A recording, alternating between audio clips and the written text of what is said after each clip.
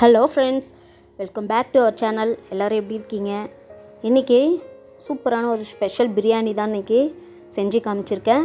மெயினாக பார்த்தீங்கன்னா பிகினர்ஸ்க்காக இந்த மெத்தடில் செஞ்சுருக்கேன் ஃப்ரெண்ட்ஸ். புதுசாக பிரியாணி செய்கிறவங்க கூட இந்த தம் பிரியாணி அவ்வளோ ஈஸியாக செய்யலாம். ஆல்மோஸ்ட் எல்லாருக்குமே குக்கரில் தான் நிறைய செஞ்சு பழக்கம். ஆனால் தம் பிரியாணி பழக்கமானவங்க தான் செய்வாங்க. ஸோ சில பேர் பயப்படுவாங்க. அதனால் அவங்களுக்காக இந்த பிரியாணி ஃப்ரெண்ட்ஸ், தம் பிரியாணி நான் சொல்கிற மெத்தடில் செஞ்சிங்கன்னா உங்களுக்கு குலையாது. ரொம்பவே சூப்பராக நம்மளுக்கு பிரியாணி உதிரியாக வரும். வீட்டில் எல்லாருமே சாப்பிட்டு பார்த்துட்டு உங்களை பாராட்டுவாங்க. அந்த அளவுக்கு இந்த பிரியாணி சூப்பராக இருக்கும். வாங்க இப்போது இந்த பிரியாணி எப்படி செய்யலான்றதை நம்ம பார்க்கலாம். நான் ஒரு 1/2 கிலோ சிக்கன் எடுத்து நல்லா க்ளீன் பண்ணி மஞ்சத்தூள்லாம் போட்டு நல்லா க்ளீன் பண்ணி வச்சுருந்தேன். அதில் ஒரு 1/2 கப்பு தயிர் ஊற்றிக்கிட்டு ஒரு 1/4 ஸ்பூனு மஞ்சள் பொடி சேர்த்துட்டு நல்லா இதை மிக்ஸ் பண்ணி மூடி வச்சிடலாம். உப்பு நீங்கள் தேவைன்னா நீங்கள் உப்பு சேர்த்துக்கலாம். அதில் ஒரு 1/2 ஸ்பூன் இஞ்சி பூண்டு வேணும்னாலும் நீங்கள் சேர்த்துக்கலாம். நான் சேர்த்துக்கிறேன். இஞ்சி பூண்டு பேஸ்ட்டு போட்டுட்டு நல்லா இதை ஃபுல்லாக மிக்ஸ் பண்ணி ஒரு 1/2 மணி நேரம் எடுத்து வைக்க போகிறோம். பாருங்கள், இந்த மாதிரி மிக்ஸ் பண்ணி எடுத்து வச்சிடலாம். இப்போது நம்ம பிரியாணியை ஸ்டார்ட் பண்ணிடலாம். இது ஒரு பக்கம் ஊறிட்டு இருக்கட்டும். ஃபஸ்ட்டு ஒரு கடாய் அடுப்பில் வச்சுருக்கேன். அந்த கடாயில் தேவையான அளவு எண்ணெய் சேர்த்துக்கலாம். நான் ரீஃபைண்ட் ஆயில் சேர்த்துக்கிறேன். ஏன்னா ஃப்ளேவர் இல்லாத ஆயில் சேர்த்திங்கன்னா தான் நல்லாயிருக்கும் பிரியாணி பொறுத்த வரைக்கும். ஸோ ஆயில் நல்லா சூடாகட்டும். நல்லா சூடானதுக்கப்புறமா நம்ம பட்டை வகைகள் எல்லாம் நம்ம ஆட் பண்ணிக்கலாம். பட்டை, லவங்கம், ஏலக்காய் இது எல்லாமே நான் ஆட் பண்ணியிருக்கேன். உங்களுக்கு என்ன ஸ்பைசிஸ் இருக்கோ அது எல்லாமே நீங்கள் சேர்த்துக்கோங்க.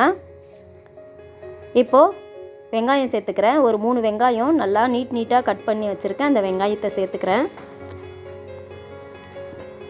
வெங்காயம் நல்லா ப்ரௌன் கலரில் வர வரைக்கும் நம்ம வதக்கிக்கலாம். இந்த பிரியாணிக்கு டேஸ்ட்டும் கலரும் பார்த்திங்கன்னா இந்த வெங்காயத்தை நம்ம எப்படி வதக்குறோன்றதுல தான் இருக்குது. கொஞ்சம் டைம் எடுக்கும். ஆனால் வெங்காயம் வதங்கினா தான் பிரியாணி டேஸ்ட்டே வரும். ஸோ இந்த மாதிரி நல்லா டார்க் ப்ரௌனாக வரட்டும். இதுக்கப்புறமா ஒரு பிடி அளவு புதினா இலைகள் சேர்த்துக்கலாம். புதினா இலைகள் இந்த எண்ணெயில் வதக்கும் போது ஒரு ஃப்ளேவர் வரும், அரோமா. அந்த அரோமா ரொம்ப சுவையாக இருக்கும். அதுக்கப்புறமா அதே அளவு ஒரு பிடி கொத்தமல்லியும் சேர்த்து நம்ம லைட்டாக அந்த எண்ணெயிலேயே ஒரு 30 செகண்டு நல்லா வதக்கி விட்டுடலாம். இந்த புதினா கொத்தமல்லி எண்ணெயில் வதக்கும் போது ரொம்ப டேஸ்ட்டாக இருக்கும் ஃப்ரெண்ட்ஸ். கண்டிப்பாக நீங்கள் இந்த மாதிரி ட்ரை பண்ணி பாருங்கள். ஹோட்டலில் இந்த மெத்தடில் தான் செய்வாங்க. இதுக்கப்புறமா இந்த எண்ணெயில் இஞ்சி பூண்டு பேஸ்ட்டு இந்த வெங்காயத்து கூடவே சேர்த்துக்கலாம். தேவையான அளவு நான் 2 ஸ்பூன் சேர்த்துக்கிட்டேன். நீங்கள் எவ்வளோ எடுத்துக்கிறீங்களோ அதுக்கேற்ற மாதிரி நீங்கள் சேர்த்துக்கோங்க. அரிசியும் சிக்கனும் எவ்வளோ எடுத்துக்கிறீங்களோ அதுக்கேற்ற மாதிரி நீங்கள் சேர்த்துக்கோங்க. ஸோ இப்போ இது நல்லா பச்சை வாசனை போகிற வரைக்கும் நல்லா வதக்கி விட்டுடலாம். நல்லா வதங்கி வந்துடுச்சு. இப்போ பாருங்கள், காஷ்மீரி ரெட் சில்லி இந்த ஸ்டேஜில் போட்டு வதக்குனா தான் நான் ஃபுட் கலர் எதுவுமே ஆட் பண்ண மாட்டேன் பிரியாணிக்கு. ஏன்னா இந்த எண்ணெயில் இந்த ரெட் சில்லி பவுட்ரு யூஸ் பண்ணும்போது அந்த கலர் நல்லா டார்க்காக இருக்கும். ஸோ நம்மளுக்கு ஃபுட் கலர் யூஸ் பண்ண வேண்டியதே இல்லை. பிரியாணிக்கு நல்ல ஒரு கலர் கொடுத்துரும் இதுவே. அதனால் நான் ஃபுட் கலர் ஆட் பண்ண மாட்டேன். ஸோ இப்போ இதை நல்லா வதக்கிடலாம். இப்போ நல்லா வதக்குனதுக்கப்புறமா தக்காளி அதே அளவு நான் ஆட் பண்ணியிருக்கேன். ஒரு 3 தக்காளி நல்லா நீட்டாக கட் பண்ணி போட்டுட்டு ஒரு 3 பச்சை மிளகாய் போட்டுட்டு நான் மீதி இருந்த தயிரையும் ஆட் பண்ணிக்கிட்டேன்.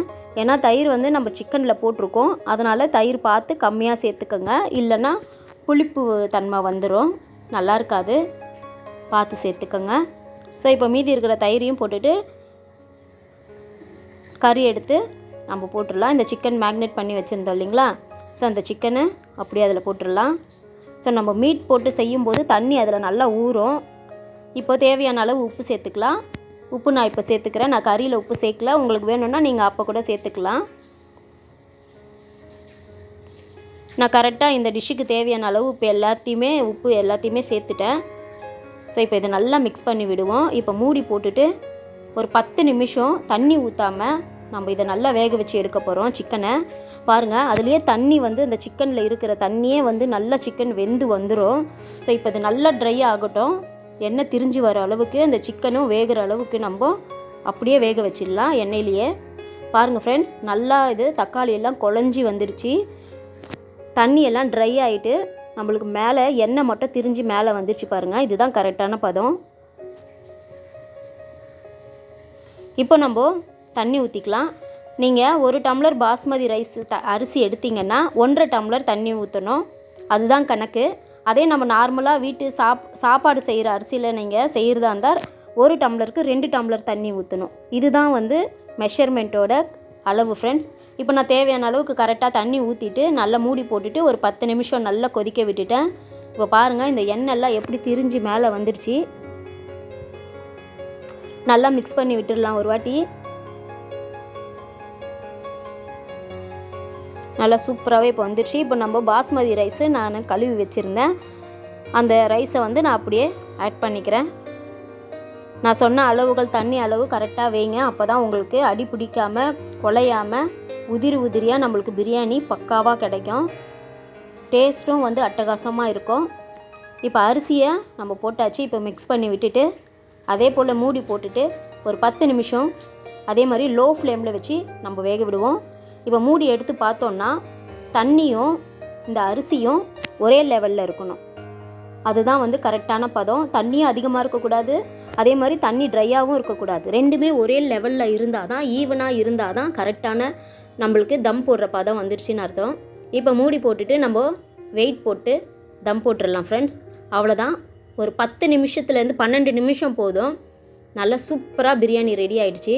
இப்போ மூடி எடுத்து பார்த்ததுக்கப்புறம் பாருங்கள் எவ்வளோ உதிரியாக குலையாமல் பாருங்கள், ஒன்றோடு ஒன்று ஒட்டாமல் எப்படி வந்திருக்கு பாருங்கள் ஃப்ரெண்ட்ஸ்.